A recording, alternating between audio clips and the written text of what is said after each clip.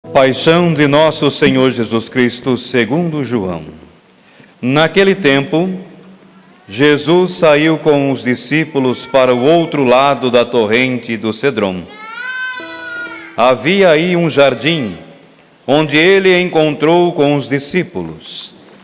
Também Judas, o traidor, conhecia o lugar, porque Jesus costumava reunir-se aí com os seus discípulos. Judas levou consigo um destacamento de soldados e alguns guardas dos sumos sacerdotes e fariseus, e chegou ali com lanternas, tochas e armas.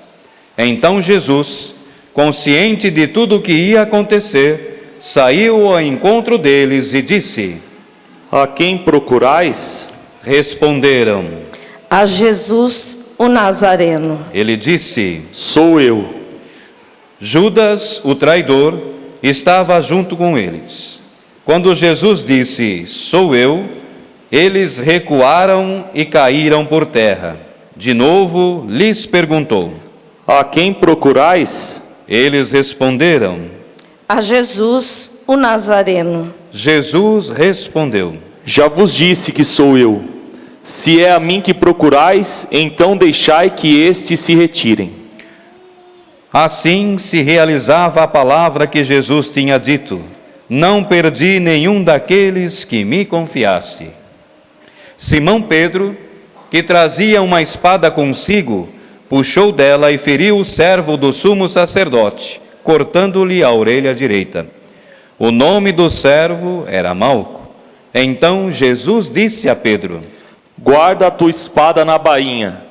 Não vou beber o cálice que o Pai me deu?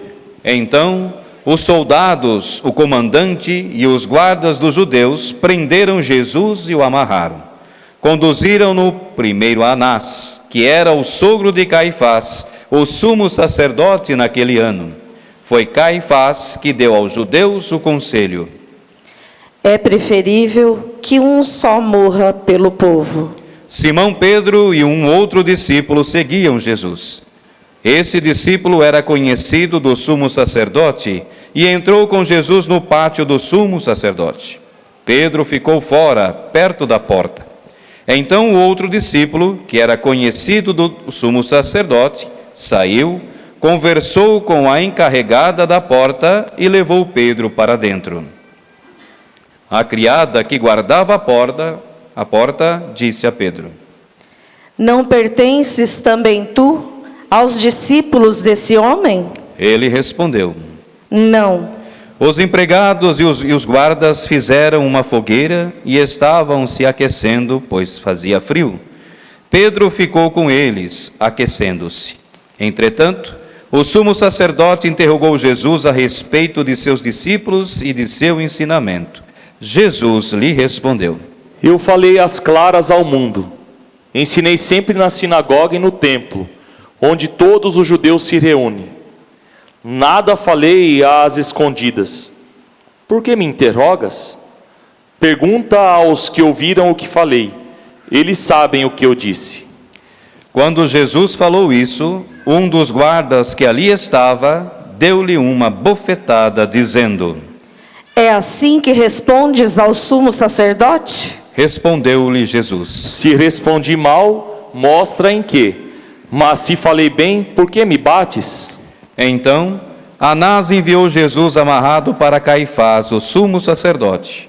Simão Pedro continuava lá, em pé, aquecendo-se. Disseram-lhe: Não és tu também um dos discípulos dele? Pedro negou. Não. Então, um dos empregados do sumo sacerdote, parente daquele a quem Pedro tinha cortado a orelha, disse: Será que não te vi no jardim com ele? Novamente Pedro negou. E na mesma hora o galo cantou. De Caifás levaram Jesus ao palácio do governador. Era de manhã cedo. Eles mesmos não entraram no palácio, para não ficarem impuros e poderem comer a Páscoa. Então Pilatos saiu ao encontro deles e disse: Que acusação apresentais contra este homem? Eles responderam: Se não fosse malfeitor, não o teríamos entregue a ti. Pilatos disse: Tomai-o vós mesmos e julgai-o de acordo com a vossa lei. Os judeus lhes responderam: Nós não podemos condenar ninguém à morte. Assim se realizava o que Jesus tinha dito, significando que a morte havia de morrer. Então Pilatos entrou de novo no palácio, chamou Jesus e perguntou-lhe: Tu és o rei dos judeus? Jesus respondeu: Estás dizendo isto por ti mesmo, ou outros te disseram isso de mim? Pilatos falou: Por acaso sou judeu? O teu povo e os sumos sacerdotes te entregaram a mim. Que fizeste? Jesus respondeu: O meu reino não é deste mundo. Se o meu reino fosse deste mundo, os meus guardas teriam lutado para que eu não fosse entregue aos judeus. Mas o meu reino não é daqui. Pilatos disse a Jesus: Então tu és rei. Jesus respondeu: Tu o dizes, eu sou o rei. Eu nasci e vim ao mundo para isto, para dar testemunho da verdade. Todo aquele que é da verdade escuta a minha voz. Pilatos disse a Jesus: O que é a verdade? Ao dizer isso, Pilatos saiu ao encontro dos judeus e disse-lhes: Eu não encontro nenhuma culpa nele, mas existe entre vós um costume, que pela Páscoa eu vos solte um preso. Quereis que vos solte o rei dos judeus? Então começaram a gritar de novo. Este não, mas Barrabás. Barrabás era um bandido. Então Pilatos mandou flagelar Jesus. Os soldados teceram uma coroa de espinhos e a colocaram na cabeça de Jesus. Vestiram-no com um manto vermelho. Aproximavam-se dele e diziam: Viva o rei dos judeus! E davam-lhe bofetadas. Pilatos saiu de novo e disse aos judeus: Olhai, eu o trago aqui fora diante de vós, para que saibais que não encontro nele crime algum. Então Jesus veio para fora, trazendo a coroa de espinhos e o manto vermelho. Pilatos disse-lhes: Eis o homem. Quando viram Jesus, os sumos sacerdotes e os guardas começaram a gritar: Crucifica-o, crucifica-o. Pilatos respondeu: Levai-os vós mesmos para o crucificar, pois eu não encontro nele crime algum. Os judeus responderam: Nós temos uma lei, e segundo essa lei, ele deve morrer, porque se fez filho de Deus. Ao ouvir essas palavras, Pilatos ficou com mais medo ainda. Entrou outra vez no palácio e perguntou a Jesus: De onde és tu? Jesus ficou calado. Então Pilatos disse: Não me respondes? Não sabes que tenho autoridade para te soltar e autoridade para te crucificar? Jesus respondeu: Tu não terias autoridade alguma sobre mim se ela não te fosse dada do alto. Quem me entregou a ti, portanto, tem culpa maior. Por causa disso, Pilatos procurava soltar Jesus, mas os judeus gritavam: Se soltas este homem, não és amigo de César. Todo aquele que se faz rei declara-se contra César. Ouvindo estas palavras, Pilatos levou Jesus para fora e sentou-se num tribunal, no lugar chamado Pavimento, em hebraico, Gábata. Era o dia da preparação da Páscoa, por volta do meio-dia. Pilatos disse a Jesus: Eis o vosso rei. Eles, porém, gritavam: Fora, fora, crucifica-o. Pilatos disse: Hei de crucificar o vosso rei? Os sumos sacerdotes responderam: Não temos outro rei, senão César. Então Pilatos entregou Jesus para ser crucificado, e eles o levaram. Jesus tomou a cruz sobre si e saiu para o lugar chamado Calvário, em hebraico, Gólgota. Ali o crucificaram com outros dois, um de cada lado, e Jesus no meio. Pilatos mandou ainda escrever um letreiro e colocá-lo na cruz. Nele estava escrito: Jesus Nazareno, o Rei dos Judeus. Muitos judeus puderam ver o letreiro, porque o lugar em que Jesus foi crucificado ficava perto da cidade. O letreiro estava escrito em hebraico, latim e grego. Então os sumos sacerdotes dos judeus disseram a Pilatos: Não escrevas o Rei dos Judeus, mas sim o que ele disse: Eu sou o Rei dos Judeus. Pilatos respondeu: O que escrevi está escrito. Depois que crucificaram Jesus, os soldados repartiram a sua roupa em 4 partes, uma parte para cada soldado.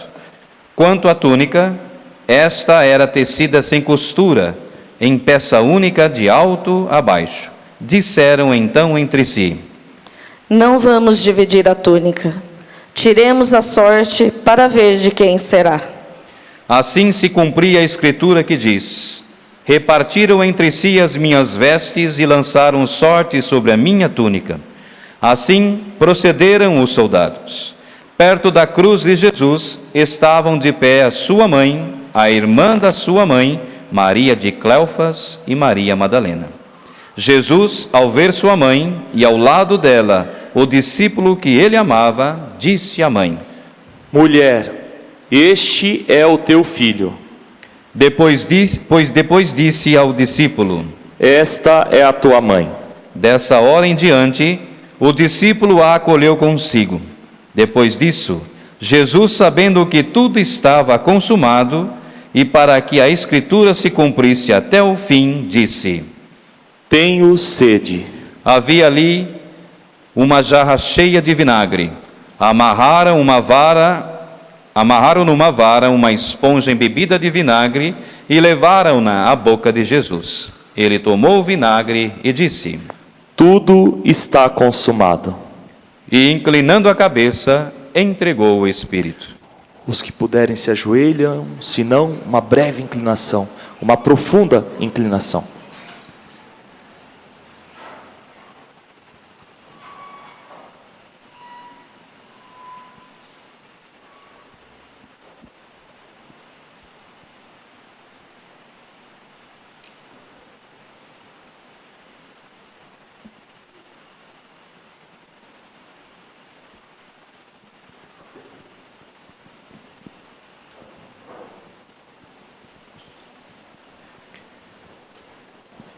Era o dia da preparação para a Páscoa.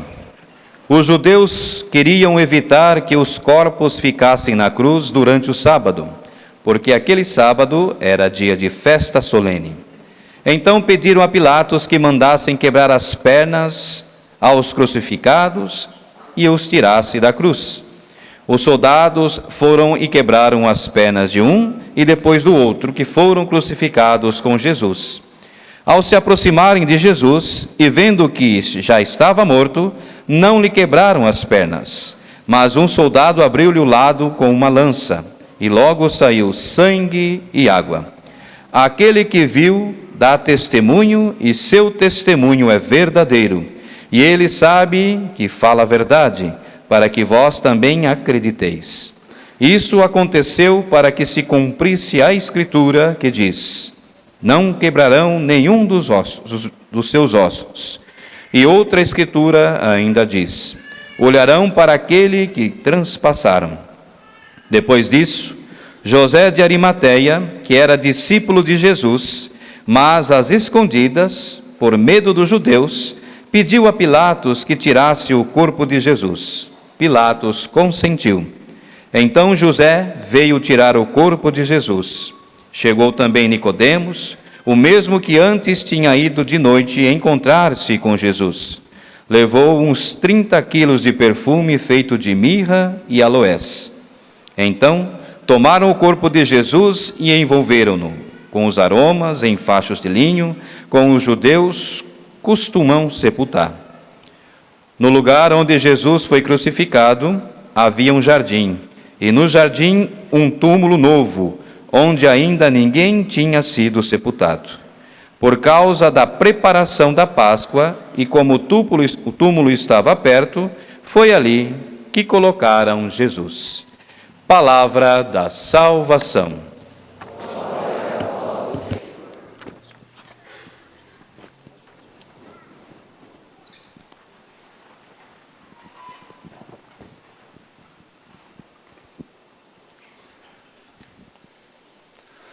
Tomai, comei, é meu corpo e meu sangue que dou, vivei no amor. Eu vou preparar a ceia na casa do Pai. Tomai, comei, é meu corpo e meu sangue que dou, vivei no amor. Eu vou preparar a ceia na casa do Pai. E Jesus foi para a casa do Pai. Ele foi para o lugar, de fato, de onde ele nunca saiu, ou seja, a eternidade. Foi ele lá preparar para nós esta ceia. Nós participamos no dia de ontem da ceia pascal, da Páscoa de Cristo, a Páscoa do Senhor, que é a nossa Páscoa. E hoje nós podemos, ao contemplar as palavras do Mestre, ter a certeza que, embora ele tenha proclamado do alto da cruz, tudo está consumado, e um grande silêncio impera sobre a terra, nos convencemos de que esse silêncio não é a ausência de Deus, mas Ele está conosco. Ele caminha entre nós, Ele está no meio de nós. É com um sentimento de profunda compaixão que todos nós assistimos aos últimos instantes da vida terrena de Jesus. Aquilo que nós ouvimos lá no Evangelho de Lucas, no capítulo 1, versículos do 26 seguintes: Et verbum carum facto est, isto é, e o verbo se fez carne e habitou entre nós. No momento da alegria que invade o coração da humanidade, porque o Filho de Deus assumiu a nossa condição, hoje aqui nos encontramos, sem dúvida alguma, compadecidos, porque nos deparamos diante dos últimos instantes da vida terrena de Jesus. Ouvimos atentamente as palavras, as últimas palavras de Jesus. Contemplamos pesarosos os seus últimos gestos. Ele diz: tenho sede. Ele tem um diálogo um tanto quanto doloroso com Pilatos. Ele é escarnecido, como nós ouvimos na primeira leitura de hoje. Mas eis que, neste momento, todos nós estamos juntos, aos pés da cruz de Jesus. Nós somos solidários com a dor da Virgem Maria, a mãe do silêncio. Como não lembrar daquela discípula, Maria Madalena, que tinha tantos pecados, mas que ao se encontrar com Jesus, decidiu mudar de vida para poder fazer a vontade do Pai, para poder ficar repleta das coisas da eternidade. Ali nós somos solidários com a dor de Nossa Senhora. Como trouxe-nos a narrativa da paixão, somos solidários com a dor do discípulo amado. Ainda há pouco, nossa alma abriu-se para acolher a suave brisa do último sopro de vida do Senhor crucificado, que proclamou: tudo está consumado. No relato do profeta Isaías, que nós ouvimos na primeira leitura de hoje, assim encontramos uma frase que deve muito nos chamar a atenção. Diante dele, os reis se manterão em silêncio, vendo algo que nunca lhes foi narrado e conhecendo coisas que jamais ouviram. Nos deparamos com a indiferença da parte dos reis. Esta indiferença se dá justamente porque o servo sofredor não tinha boa aparência. O servo sofredor é como tantos mendigos que estão jogados pela rua afora, ou por este mundo afora. O servo sofredor é como tantos outros enfermos que se encontram acamados. o servo sofredor, por que não dizer, é como aqueles 4 santos inocentes de Blumenau, que perderam as suas vidas por causa da dureza do coração de um ser humano, que nós pedimos ao Senhor que possa se converter e voltar-se para Deus. Vejam, o servo sofredor não tinha boa aparência, ele não era belo, ele nem muito menos poderia oferecer honras e prestígios que muitos buscam nesta vida. Muitos querem falar, muitos se deixam conduzir pelos ruídos deste mundo. Em contrapartida, assim como estes reis silenciaram, porque não eram capazes de assumir o compromisso de poder falar das coisas de Deus e não deixar que o mestre fosse condenado injustamente, nós fazemos o caminho contrário. Nós assumimos o silêncio. O silêncio que é a certeza de que Deus deve falar ao nosso coração. Vivemos num mundo muito conturbado, cada vez mais ouvimos barulhos, os barulhos da nossa alma, os barulhos do nosso coração. Existe falta de perdão, existe falta de misericórdia. Esposo que briga com esposa, filhos que são ingratos aos pais. Nós nos deparamos diante de muita dor, de muito sofrimento. Mas nós devemos nos lembrar que o silêncio de Deus nada mais é do que a certeza de que o seu grito no alto da cruz, como cantamos tão bonito no Evangelho, digo, no Salmo de hoje, ele se faz ecoar, ressoar pelos 4 cantos deste mundo. Pai, em tuas mãos entrego o meu espírito. Com Jesus, nós podemos dar a nossa vida e ter a certeza de que Ele e sempre estará a nos falar. Se os reis ficaram em silêncio, com Jesus acontece o contrário. O seu silêncio garante a cada um de nós a certeza de que Ele, fortalecido pelo Pai, entrega a sua vida para resgatar a nossa. Assim como a vela queima sobre o altar, todas as vezes que nos reunimos para celebrar a Eucaristia, mistério do amor de Deus por nós, eis que Jesus, ao abraçar o caminho do Calvário, quebrado de dor em seu corpo, está fortalecido na alma e no coração, e se consome de amor pela humanidade. Ele se consome de amor por todos nós. Por isso, ele é como o cordeiro levado ao matadouro. Não abre a boca, fica em silêncio.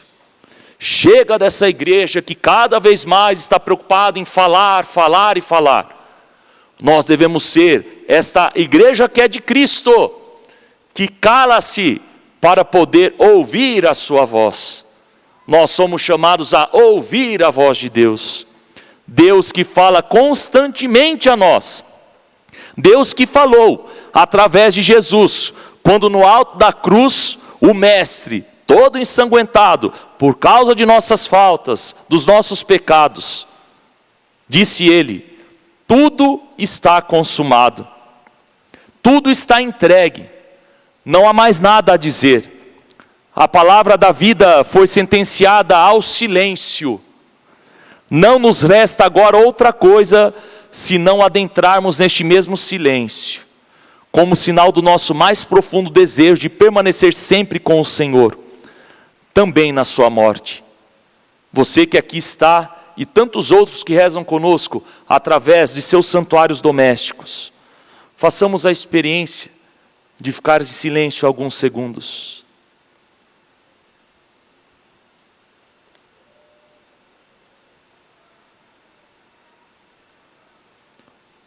O silêncio pode nos incomodar.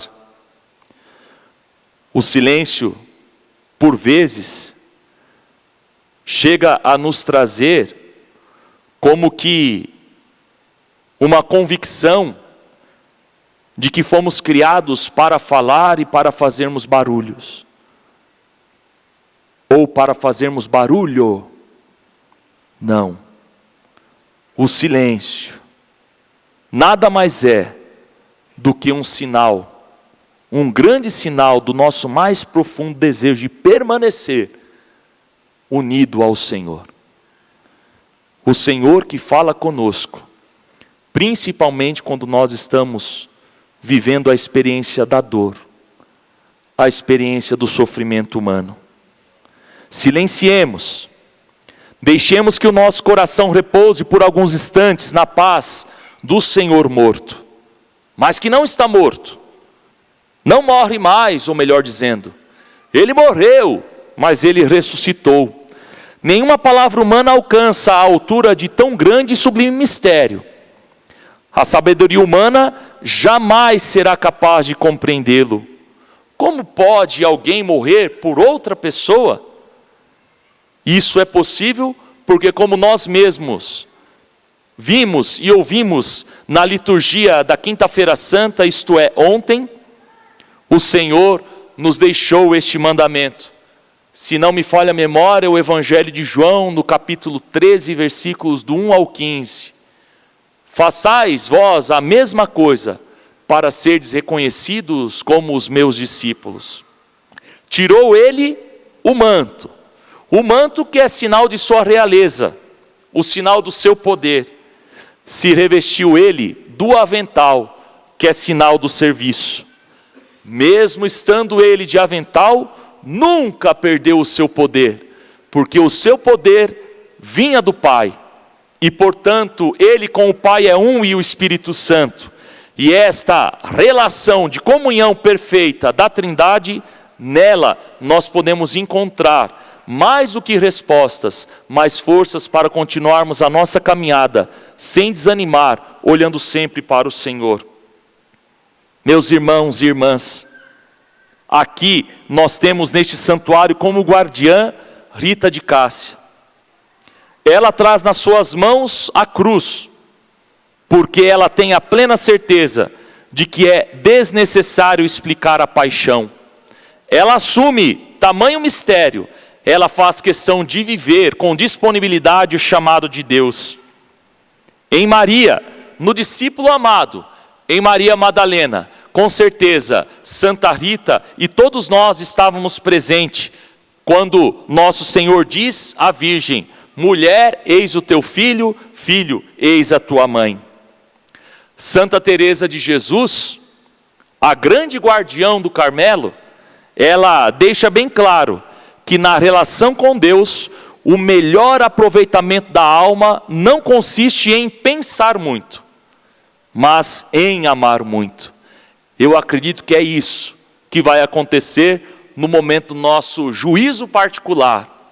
Nosso Senhor vai nos perguntar: quanto você amou? Você amou pouco ou você amou muito? Amar muito quer dizer, reconheço a minha precariedade, a minha miséria, mas ao mesmo tempo, eu me abandono inteiramente nas mãos de Deus. Hoje, nos unimos ao silêncio, me permitam mais uma vez recordar, ao silêncio das famílias que choram, os 4 santos inocentes de Blumenau, no estado de Santa Catarina. Assim como Jesus, essas crianças perderam injustamente as suas vidas. Cada um desses familiares, sem sombra de dúvida, vive a dor da saudade. Se perguntam: por que, Senhor? E aí eu lembro do nosso saudoso Dom Joaquim. Mais do que perguntarmos por que, Senhor? Para que, Senhor?